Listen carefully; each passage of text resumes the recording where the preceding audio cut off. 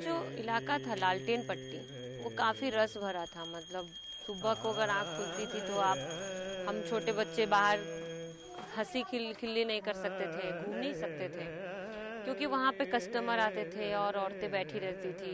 Customer आएंगे और इधर से 10 लड़कियाँ खड़ी, इधर से 10 लड़कियाँ खड़ी।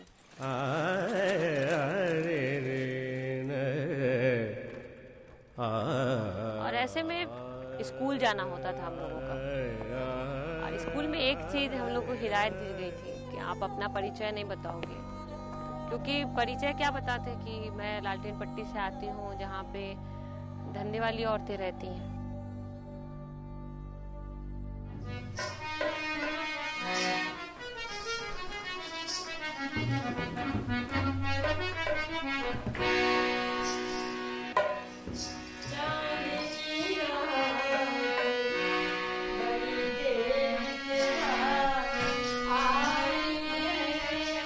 Chhatrabudistan in Bihar province in eastern India on the border of Nepal.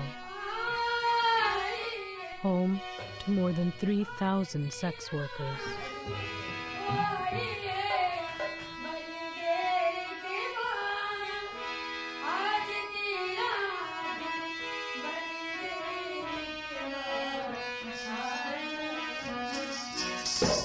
Every day, as sex workers begin blaring music to attract customers, some girls in the same locality sing their own songs, preaching moral values.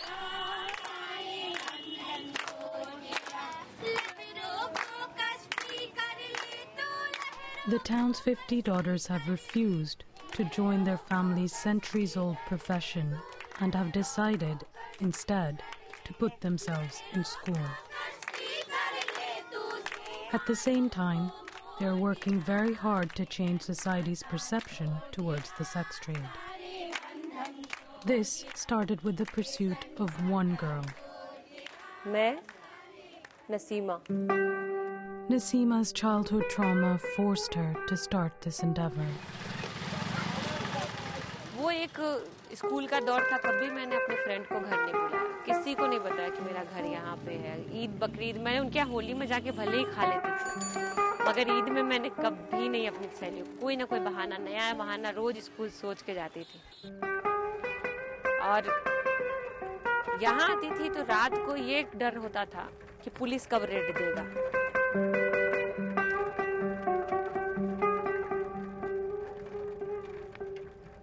और जब भी ऐसे red होता, police आते तो वो मुझे कहते दुपट्टा ऐसे जैसे नमाज पढ़ते हो वैसे लपेटो और बैठ के उर्दू की किताब पढ़ो बस। अब वो 12 बजे रात को पुलिस आई हो चाहे 2 बजे रात को, उसमें उठ के अल्ली बे ते से पढ़ना पड़ता था। क्यों? क्योंकि पुलिस वाले को ये समझ में आए कि ये लड़की बच्ची है और ये स्कूल जाने वाली है, ये धंधे वाली नहीं है।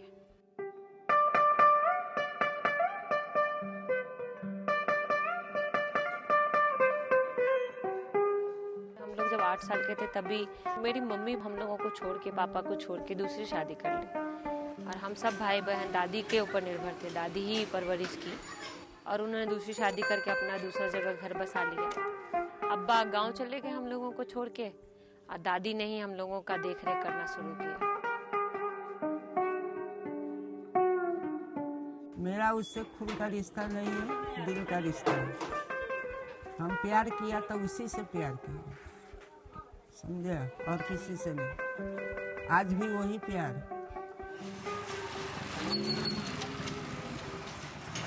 उनका रिश्ता तो नहीं है, लेकिन जिन्होंने मुझे पैदा किया उनसे बहुत बड़ा रिश्ता इनसे मेरा है। जैसे लगता है कि उनके नहीं, इनके कोख से मैंने जन्म लिया है। और शायद इसी दम पे मैं बोलती हूँ कि हाँ मैं रेड लाइट एरिया की बेटी हूँ, क्योंकि जिन्होंने पैदा किया वो भले बेश्या हो या ना हो, उससे मतलब नहीं है, लेकिन उन्होंने मुझे परवरिश भी नहीं दिया। लेकिन एक वेश्या की कमाई से ही मेरी परवरिश हुई है, तो मैं उन्हीं की संतान हूँ।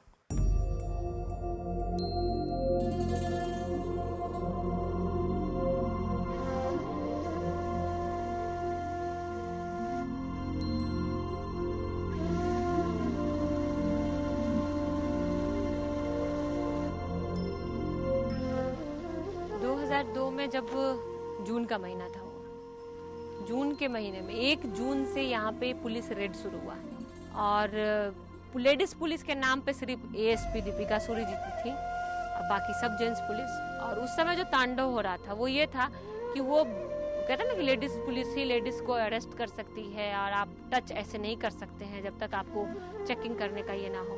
वो जेंट्स पुलिस आते थे ऐसे पीछे से पकड़ लेते थे सभी औरतों को, वो इधर भागती थी उधर भागती थी।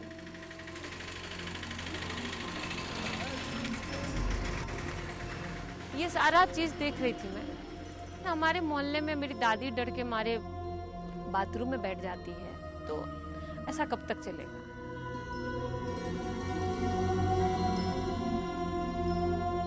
मैंने एक घर में, जिन घरों में रेड हुई थी, कुछ लोग बचे थे जो रोते थे, दिन में खाना नहीं होता था उनके पास, तो उनसे जब बात किया मैंने कि आप क्यों ना हम लोग एक अपना संगठन बनाया जाए, क्योंकि बाहर के एनजीओ आते थे वो अपनी बात करके चले जाते थे, उनके पास अपना प्रोजेक्ट था, अपनी प्लानिंग थी, लेकिन जो लोग रो रहे थे, जो लोग बिलख रहे थे, उनकी प्लानिंग, उनका क्या सपना है, उसके बारे में कोई पूछने वाला नहीं था। That's how she started Parcham, which means flag. हम पैदाइशी अपमानित नहीं है। जो एक संविधान ने एक आम व्यक्ति के लिए तय किया है उसमें हमारा भी उतना ही बराबर अधिकार है। तो ये जो सम्मान की लड़ाई है ये हमारे जीवन का और ये परचम का पूरा एक है, जिसको कहते हैं कि वहाँ पहुँचना है, उस मछली के आंखों को भेदना है, वहीं पहुँचना है। Their first priority was not to let anyone new be trafficked to Chhatrabudistan. In the last year alone, they have been able to send at least 20 new girls safely back home. Recently, they have freed this girl, Roma. 19-year-old Roma thought she was coming to India from Bangladesh to marry a friend of her brother-in-law's. वो बांग्लादेश की रहने वाली है और वहाँ से उसके जीजा ने उसको शादी कराने के लिए लेके आया था बम्बई में, और बम्बई में लाने के बाद रोमा वहाँ रही, लेकिन वो अपनी बहन के साथ नहीं रहती थी, बल्कि वो अपने किसी दोस्त, किसी और दोस्त, इस तरह से करके वो अपने दोस्तों के यहाँ वो उसको रखता था। तो उसके बाद जब इसको पता चला कि नहीं, हो सकता है मेरा जीजा मेरे साथ कुछ गलत करना चाह रहा, तो ये वहाँ से भागी तो उसने ट्रेन पकड़ा, ट्रेन जो बिहार आ रही थी। She landed in Muzaffarpur, where she got trafficked yet again to Chhatrabudistan. She was lucky to be noticed by these girls, who managed to put her in a government-run shelter. Since then, her parents have been contacted several times. में बार-बार उसके बाद बातचीत हो रही है, बार-बार ये बात करके बोलती है, हम लोगों ने भी बात किया है, उत्तर रक्षा गृह के लोग भी बात कर रहे हैं, लेकिन वहाँ के लोग कभी ना कभी कोई ना कोई बहाना बना देते हैं, लेकिन इसको लेके नहीं गए हैं। We decided to try once more to help Roma persuade her family to take her back. कितने दिन से ये आप जेल में हमको नहीं जाना भैया, कितने दिन से ये जेल में आते, भाई कितना दुख मिलता है, ये ना हमारा क्यों ना यहाँ पर बोलते भाई, हमको दादा नहीं है, दादा ले जा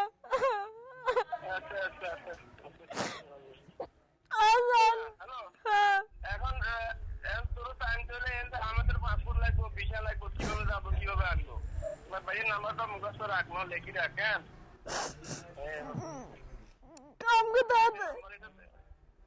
हमको ताड़ाताड़ी ले जा, ये कितना दिन हमारा देखली सिंधु में इतने सूखे गया। सुधारगिरी का अपना सेटअप होता है, उसमें इंचार्ज महिलाएं होती हैं, लेकिन यहाँ जो सेटअप है वो इसमें इंचार्ज पुरुष है। तो पुरुष होने के कारण भी बहुत सारी तकलीफें जो बिना बोले हमें समझने को विवश करता है कि हम समझ सकते हैं कि उसको क्या प्रॉब्लम है।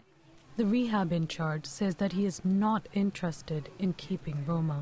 नगर थाना को हमने अपने माध्यम से एक पत्र दिया कि चाहे तो इनको संस्था से हटा लें या आपके तरफ से क्या कार्रवाई हुई है इसकी जानकारी दें, लेकिन अभी तक वो पत्र का जवाब नहीं दिए हैं।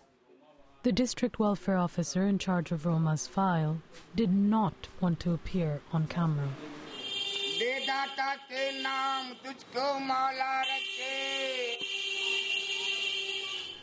Meanwhile, back in the brothel, these girls are being constantly threatened. Rani Begum, chief of the brothel, has suffered a large blow to her finances ever since Parchim's drive to rescue new girls from brothels began. Recently, she lost 4 of her new entrants. जो NGOs काम कर रहे हैं वो सिर्फ कागज़ पे कर रहे हैं, ज़मीन पे उनका कुछ भी नहीं है।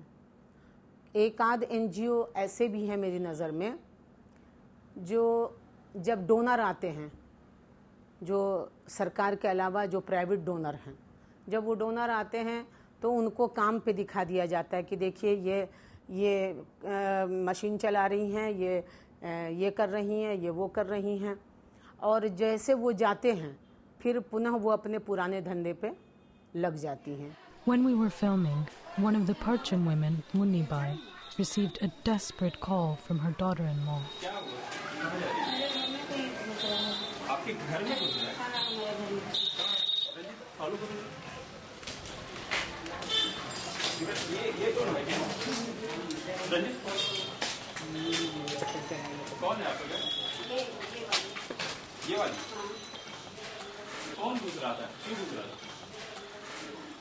While Munibai chose to stay largely silent in response to my questions at that time, she could no longer restrain herself upon seeing Nasima a few hours later.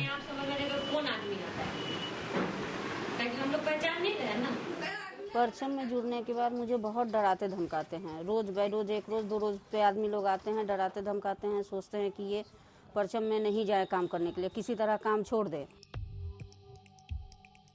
Here, another group of Parchim girls are busy writing for India's only entirely handwritten magazine, Jugnu. अखबार तो छापते हैं हमारे बारे में, लेकिन वो अपने हिसाब से छापते हैं। तो क्यों ना हम अपने हिसाब से लिखने के लिए एक प्लेटफॉर्म बनाएं। तो वो अखबार की कटिंग को लेकर और कुछ अपने सपनों को जोड़ते हुए हम लोगों ने जुगनू बनाया। उस समय वो जुगनू 6 पेज की हुआ करती थी और आज वो 32 पेज की है। Keeping it handwritten is a big challenge, especially without a financial backer or advertisements. Jugnu is supported by one-off donations and copy sales. Its team of 10 reporters work for free. हम क्या सोचते हैं, हम क्या चाहते हैं, आपकी लेखनी, आपकी लिखावट बहुत कुछ बयान करती है। और कम से कम हम जो लिख के देंगे इस पत्रिका में, तो इस बात का डर नहीं है कि हम जो लिख के देंगे उसमें कोई बढ़ा चढ़ा के लिख देगा, ऐसा नहीं, बल्कि हम जो लिख के दे रहे हैं वही same छपेगा। Jugnu has found subscribers all over the world. धीरे धीरे हमारा प्रयास रंग लाता गया और आज इसमें बेतिया के लोग, आपको सीतामढ़ी, सहरसा, कटिहार, काफ़ी जगहों के लोग लेखनी लिख के अपना भेजते हैं और इसमें छपता है। और जितने भी इसमें लोग हैं, वो लड़कियां हैं, लड़के हैं, वो सारे इसी रेड लाइट एरिया के लोग हैं और वो निकलता है। आज जुगनू की पहचान अमेरिका, नैरोबी, हर जगह फैल गई है, यहाँ तक मतलब पूरे भारत में भी फैल गई है। The cover of the magazine says it all. Dancing shoes, tabla, sitar, a tribute to the path most of these women thought they were on, until they were forced into the sex trade. The magazine also aims to give children living in the brothel an alternative path by encouraging and helping them to achieve their hopes and dreams. A section in Jugnu is dedicated to representing the aspirations of these children. जुगनू जो एक पत्रिका है वह आज के date में जो पत्रिकाएं आ रही है उससे अलग है। अलग इस माने में है कि यह एक ऐसा मैगजीन है जो यहाँ के इस वंचित आबादी के बच्चे खुद अपनी भावनाओं को उसमें उकेरते हैं। जुगनू की काफी अपनी बड़ी पहचान है, 32 पेज की जुगनू हो गई और भविष्य में हम लोगों की योजना है कि इस रेड लाइट एरिया में एक ऐसा प्रेस डेवलप हो जिसको चलाने वाले, जिसके कर्ता धर्ता रेड लाइट एरिया के लोग हों। With a tie-up to local schools, Parchim has been able to send almost all the children of Chhatarpurstan to primary schools. For higher education, Parchim has convinced India's largest open university, IGNOU, for the first time ever, to open a study centre right in the heart of the brothel neighbourhood. The people of red light area, those who are interested to study, they hesitate to join the college. They are not well treated in the colleges.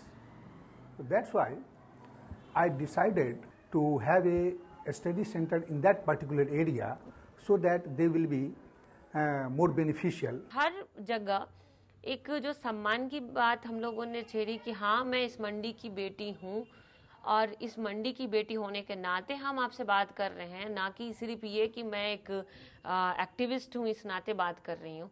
तो आज क्या है कि लोग सामने वाला भी बोलने से पहले 10 बार सोचता है। पहले क्या था कि हम ये नहीं बोलते थे तो सामने वाला ही हमें सुना के चला जाता था।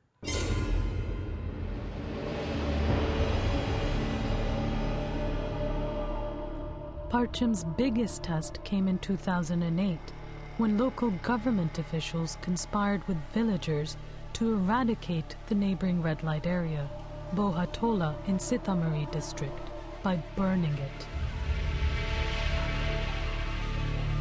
एक घर में तो उन्होंने मारपीट की आपस में, एक घर को आग लगाया। उस घर में एक महिला उसी समय एक बच्ची को जन्म दी थी जिसको उसने उठा के आग में फेंक दिया उन लोगों ने।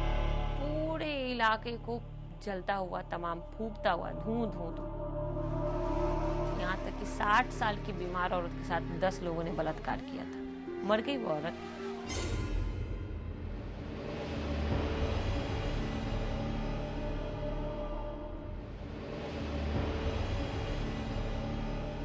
While the fire was blazing higher and higher, the police were busy rounding up the women of the area.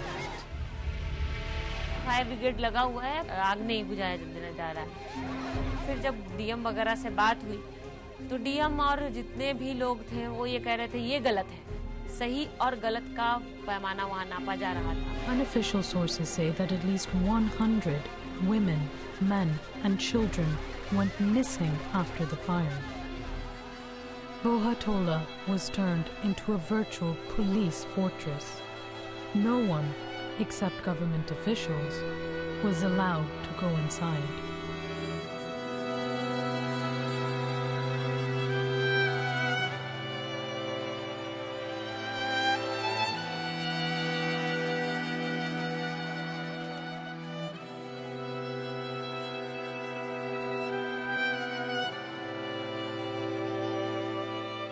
The Parcham girls showed their support for Bohatola's victims by embarking on an indefinite hunger strike immediately after the incident.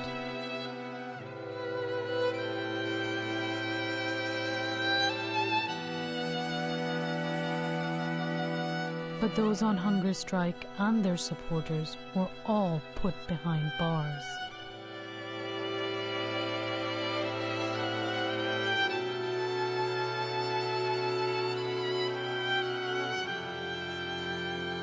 Seeing no action, Nasima barged into one of the public meetings organized by Bihar's chief minister.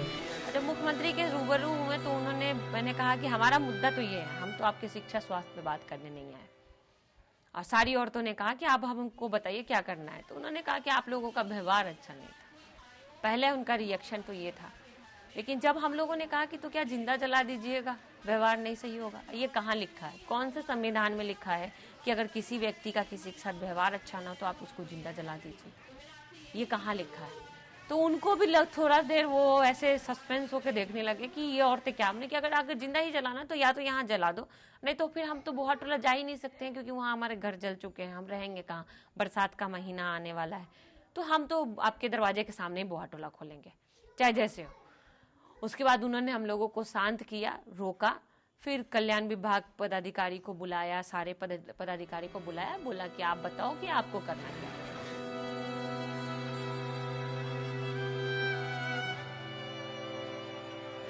सबसे बड़ी बात यह है कि अब तक भारत के किसी भी स्टेट में या राज्य सरकार ने ये पहल नहीं किया होगा कि रेड लाइट एरिया को जवाबदेही दी होगी कि आप हमें बताइए कि आपके लिए हम क्या करें।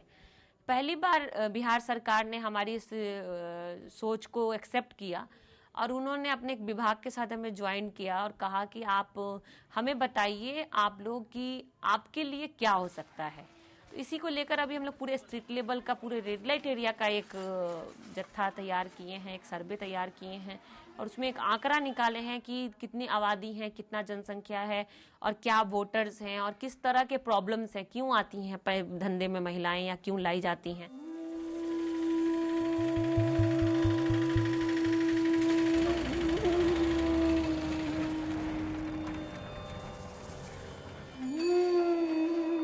Two months later, we revisited Roma. She looked lost and devoid of all hope.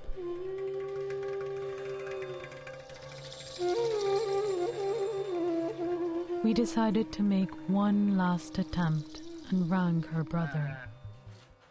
आज कितने दिन हम यहाँ है तो हमको नहीं जाएगी भैया, हमको नहीं आ जाएगी। हाँ हमारा नहीं जाना। एक टाइम में तो बोली तू एक दिन बदल ले जाए, कोई नहीं जा रही यार, कितना दिन अच्छा भाई, तो एक दिन बदल नहीं आशो है, एक दिन बदल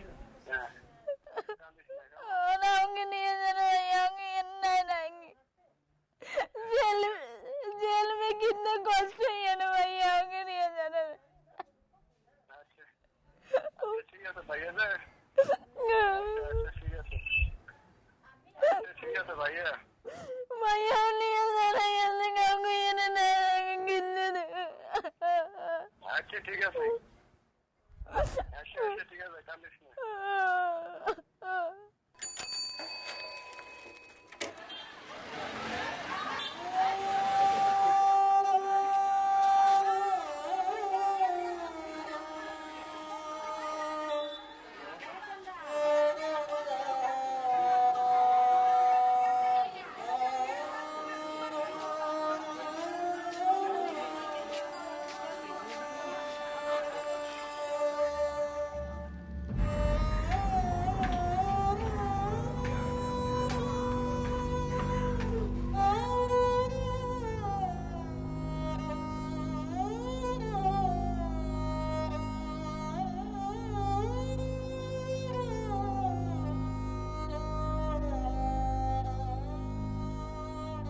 शुरू से परचम को लेकर ये था और ये आज भी है कि परचम को मैं कहीं से रह के मैनेज ना कर लूं, बल्कि परचम को और भी नसीमाएं संभाले। जो सेकंड लाइन की बात है कि विकास और उपलब्धि तभी होती है जब आप ना हो तब दिखाई दे।